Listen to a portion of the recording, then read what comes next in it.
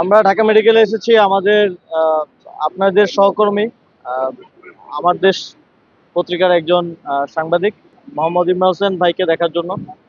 তিনি গাজীপুরে সড়ক দুর্ঘটনার শিকার হয়ে দীর্ঘ 1 মাসের উপরে এখনো চিকিৎসারত অবস্থায় আছেন।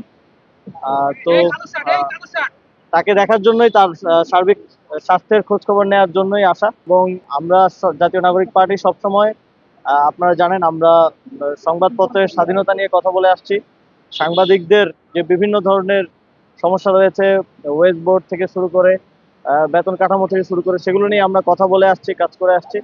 এবং সাংবাদিকদের সকল ধরনের ওয়েলফেয়ার নিশ্চিত করার জন্য হাউসগুলোর সাথে কথা বলেছি। এবং একই সাথে আমাদের জায়গা থেকেও যতটুকু পারা যায় আমাদের সহযোগিতা, সমর্থন এবং সহমর্মিতা দিয়েও পাশে থাকার চেষ্টা করছি। তারই অংশ হিসেবে আমাদের একজন আহত সাংবাদিক ভাই, আপনাদের সহকর্মী মোহাম্মদ ইমরান হোসেনকে দেখার জন্য, তার শারীরিক অবস্থার খোঁজ খবর নেওয়ার জন্য হাসপাতালে আসা। তিনি মোটামুটি সুস্থ আছেন, তবে একটা দীর্ঘ সময় লাগবে তার পুরোপুরি সুস্থ হয়ে উঠতে।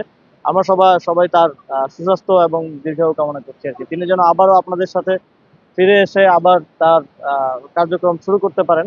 লিগ্যাল টিম কাজ করছে এবং তারা এটা নিয়ে দেখছে যে আসলে আমরা জাতীয় নির্বাচনের সময় দেখেছি কিভাবে বিদেশি নাগরিকরা এবং ঋণ খেলাপিরা নির্বাচনে অংশগ্রহণ করেছে। এবং নির্বাচন কমিশন এক ধরনের অসহায়ের মতো তখন বলেছে যে আমাদের বুকে পাথর চাপা দিয়ে দিতে হয়েছে, বা এই ধরনের কিছু কথা আমরা তাদের থেকে শুনতে পেয়েছি।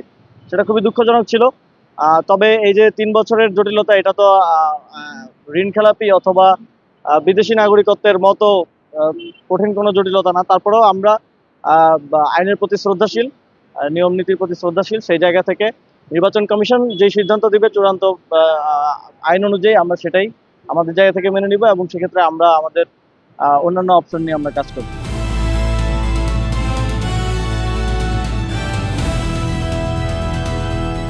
দিনাজপুর টিভি, মানুষের জীবনের কথা বলে।